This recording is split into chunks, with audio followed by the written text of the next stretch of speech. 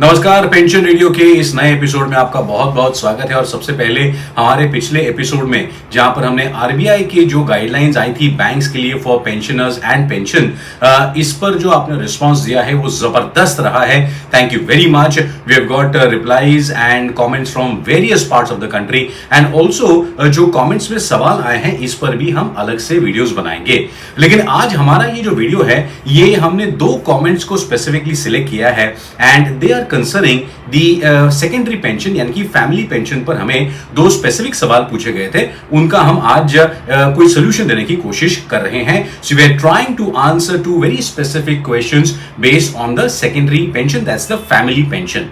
तो सबसे पहला सवाल आया है विजय सिंह सोमबंसी जी का और इन्होंने एक बड़ा पिक्यूलियर सा केस यहां पर हमारे सामने रखा है जिसके लिए इन्होंने सॉल्यूशंस एक्सपेक्ट किए हैं।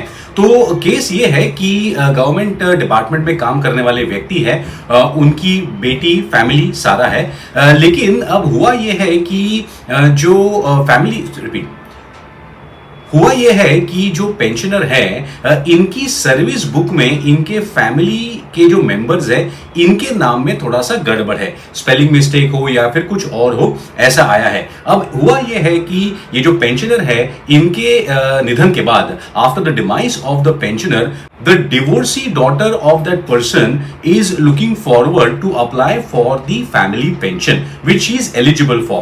But the problem here is that in the service book her name, the entry of her name is done in a different manner in some way, and the problem here is that she is not able to get her name corrected in the PPO. Vijay Singh Somvanshi जी ने ये सवाल पूछा है, तो अब क्या किया जाए। अब सबसे पहले मैं सारे पेंशनर्स से ये रिक्वेस्ट करूंगा कि please make sure that whenever you are in service, make sure that all the names of the family members are mentioned correctly. There is no data entry issue, spelling mistake ये वगैरह सब ना हो, तो ये आपको पहले ही देखना चाहिए। दूसरी बात, अब प्रॉब्लम ये है कि ये जो पेंशनर है हमारे, the issue now here is that the pensioner who is no more, इनके सर्विस बुक में करेक्शन कराने के लिए अब इनकी जो डिवोर्सी डॉटर है who is now a dependent and eligible for the secondary family pension, she will have to now go through certain processes. First of all इन्होंने कहा है कि इन्होंने एक एफिडेविट बनाकर दिया है कि फला फला मेरा नाम है और मैं इन्हीं की बेटी हूं।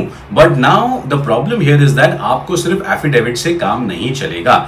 Our suggestion is that आपके पास जितने भी पॉसिबल डॉक्यूमेंट्स हैं, Aadhaar card, birth certificate, school leaving certificate, college certificate, ration card, जहां पर आपका सही नाम दर्ज है, उसके हिसाब से आपको एक एप्लीकेशन बनाकर वो सारे डॉक्यूमेंट्स भी साथ में देने पड़ सकते हैं along with the affidavit, and then the concerned department will look into whether जो सर्विस बुक में डेटा एंट्री का एरर हुआ है, जो स्पेलिंग मिस्टेक हुआ है, उसको क्या क्लियर किया जा सकता है या नहीं। हमारा ये सजेशन है कि शायद ये एफिडेविट और इतना सब जो प्रूफ्स है वो भी शायद इनफ नहीं होगा। आपको फिर कोर्ट से एक ऑर्डर लाना पड़ेगा कि मैं जो डिवोर्सी डॉटर हूं, मैं इन्हीं की बेटी हूं, ये हमारे सपोर्टिंग डॉक्यूमेंट्स है। और अगर कोर्ट ऑर्डर आता है और अगर आप वो डिपार्टमेंट में जमा करते हैं, then definitely the divorcee daughter who is a dependent now will be eligible for the family pension. So Vijay ji, उम्मीद करते हैं आपको इस सवाल का जवाब मिला होगा। We have tried to give you solutions. हमारे पास भी ऐसे कई सारे केसेस आए हैं और इसमें हमने देखा है कि हमें एक हाथ दो चीजों से काम नहीं चलता, सिर्फ एफिडेविट से काम नहीं चलेगा। आपको एक स्ट्रिंग ऑफ डॉक्यूमेंट्स दिखानी पड़ेंगी to prove that the concern person is the daughter, और ये जो नाम है इसमें स्पेलिंग मिस्टेक है, जो भी है, ये आपको प्रूव करना पड़ेगा। और अगर आप कोर्ट ऑर्डर ले आए तो वो सबसे बेस्ट रहेगा एंड आपका केस जो है वो तुरंत आगे बढ़ सकता है। अगला सवाल जो आया है ये हमें अर्चना जी ने भेजा है and the problem here, the case here is that her father was an SBI employee and he retired and he got his pension and continued to get the pension. Now what has happened in 2024 में इनके पिताजी का निधन हो गया और इनकी एक बहन है who is in fact suffering from rheumatoid arthritis and a couple of other diseases because of which वो काम नहीं कर सकती और वो डिपेंडेंट है और अब इस डिपेंडेंट बहन को वो एक डिपेंडेंट डॉटर के रूप में फैमिली पेंशन लाना चाहती है। Now the lady in question who is not well, who is sick, जो बीमार है, वो ज्यादा चल फिर भी नहीं सकती, इसीलिए वो कोई जॉब भी नहीं कर सकती, तो डेफिनेटली डिपेंडेंसी का तो कोई वैसे प्रूव करने का कोई इशू नहीं है। अब प्रॉब्लम यह है अर्चना जी कि आपको इसी बेसिस पे सिर्फ जो है वो dependent daughter who is medically unfit, इस कैटेगरी में तुरंत आपको यहां पर पेंशन डिपार्टमेंट की तरफ से एंट्री नहीं मिलेगी।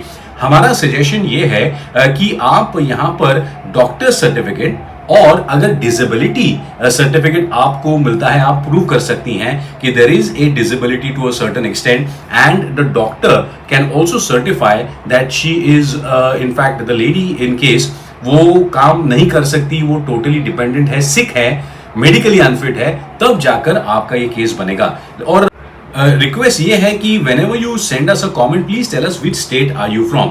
Now this case is of an SBI retiree. I would request the SBI Pensioners Association to help us. We will try and connect you to Archana जी। और disability certificate आप जहां रहती हैं वहां से आपको डेफिनेटली मिल जाएगा, उसमें कोई प्रॉब्लम नहीं है, लेकिन आपको डिसेबिलिटी सर्टिफिकेट लाना ही पड़ेगा और साथ ही में डॉक्टर्स का सर्टिफिकेट जब आप उसमें अटैच करेंगी तब जाकर आपकी जो बहन है who is medically unfit and cannot move and cannot work, she will be eligible for the secondary pension as they call it. तो अर्चना जी उम्मीद करते हैं आप ये डिसेबिलिटी सर्टिफिकेट जल्द से जल्द लेकर अगर आप ये प्रोसेस करेंगी तो हमारे हिसाब से ज्यादा समय नहीं लगना चाहिए to get your case sorted out. तो friends, today we try to answer and provide solutions, possible solutions to specific questions जो हमें आए थे। हम फिर एक बार आपसे ये रिक्वेस्ट करते हैं कि we are a forum, we are there to help you. हम एक ऐसा फोरम है जहां पर हम ऑथेंटिक जानकारी आप तक पहुंचाने की कोशिश करते हैं। We try and give you the most authentic possible information regarding pension and the new rules. We are not a agency to take decisions.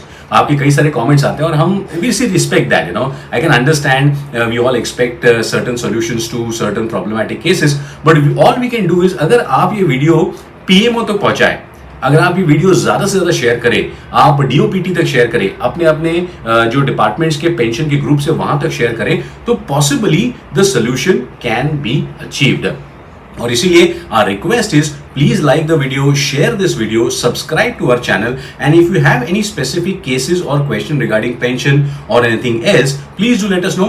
As per our knowledge, as per our information, we will definitely try to provide possible solutions. Vijay ji, Archana ji, thank you very much for your questions. उम्मीद करते हैं you have got possible solutions and hope you and the loved ones start getting your secondary family pension very soon.